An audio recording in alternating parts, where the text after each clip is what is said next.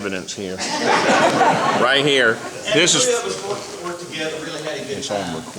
But on the walking beat, mainly what we did was work down there in Henry Plaza, taking care of the problems down there. I mean, doing real police work. And one of the things that, one of the duties that we had was from time to time, three of us had to split up and we had to go down to the substation. We had to work in this substation now. That's not real police work, okay? We're behind the cash register giving out reports, and anyway, we hated it. We absolutely hated it. So, and we all three of us hated it equally. Well, one day the sergeant comes to me in Wyatt and says, "Hey, listen, guys, new game plan here. You two will be working substation. Chris is out." We said, "Wait a minute, that ain't hardly right. How come the two white guys on the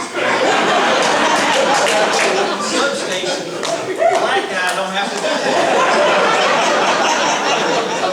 Don't worry about it." Of course, me and Wally got together and we said, "What has he done now?" His other nickname is Swamp Gas. I'll tell you about that. Anyway, the sergeant said, "Don't worry about it. You just make sure you handle it." Well, Wally and I got together and we found out the story behind it. Chris didn't like it any more than we did. Chris was way ahead of the game. Chris goes in one afternoon, and at the end of the shift, you're supposed to take the money out of the cash register and put it in the safe. Well, Chris conveniently forgets the combination. So he's got this money, and he's ready to go home. He's going, "What the heck am I going to do with this money?" He says, "Heck, you know what? If I take it home with me, they'll say I stole it. I could go put it in the police property room, and they'll never get it out. I know, I'll just put it in the desk." So he did. So the next day they come in, and the next morning they can't find money anywhere. So they call Chris, and Chris says, "Hey, go look in the desk." Sure enough, there it is. So they decided, okay, well, Chris can't work with this.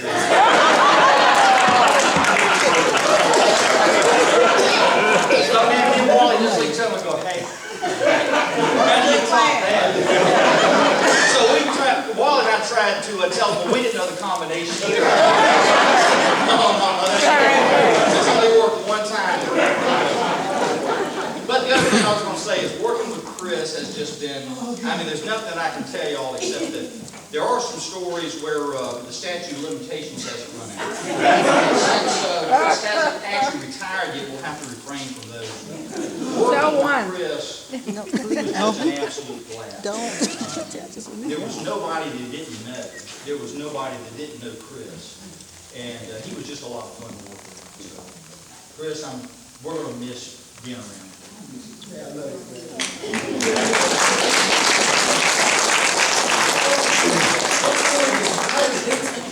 I think all got swamp gas. Oh, God. Here we go.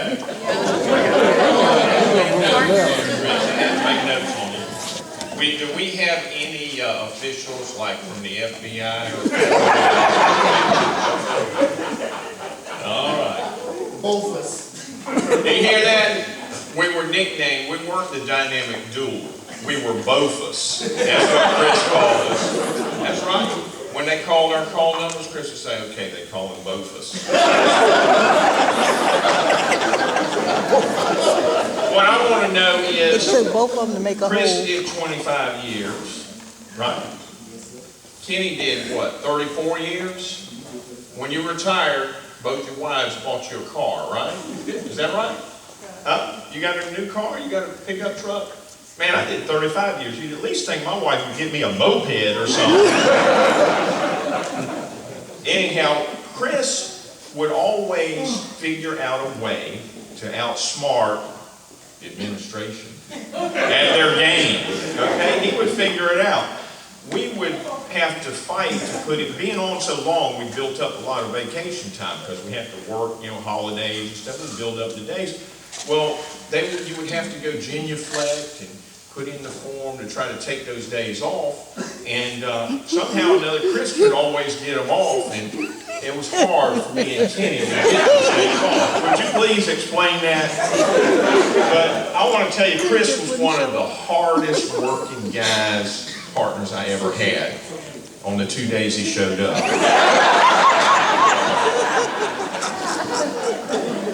Now, I was really impressed because I knew just people, human interaction, how much people meet Chris and they love Chris. And being a police officer, you expect when you go meet people that they're going to either, if you have a good attitude, they're going to like you. And there was a clown convention down at the Hyatt Hotel. And so, man, we're going to check this out. And Chris, that was one of the 2 days, or one of the 3 days he won't work. And find out, well, Chris is at the clown convention. I'm like, oh my goodness. I said, I got to check this out. So we go in, and they don't even want to let us in. Police, and it's all these clowns, and man, it's a big event. They find out I know Mr. C, and oh, officer, come on in. You know Mr. C? And they're like, come on, get some food. And we want to talk to you. And it's like, that man was a celebrity. I'm serious. But we had to have our own little clown interaction because, I got a pocket full of his clown cards. With that big old red nose on it and Chris's picture. Man, I get him out to the homeless guys. And we're looking for this guy. He's on the list.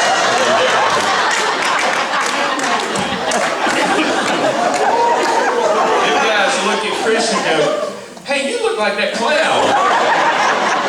Chris comes to me and says, stop doing that. The other thing about Chris, about outsmarting the administration, he had the plan down. He would never answer his cell phone. Never. Okay? Now, being his partner, that gets frustrating because he wouldn't answer it for me either. But the boss would always call me and say, you and Chris go do this. So I knew he was around here somewhere. I'd call, no answer, call, no answer. Why wouldn't you answer your phone? Why? He never answered that phone. Okay. Well, one day I called him for lunch, he don't answer. Man, I said, we had a police officer that I was eating lunch with.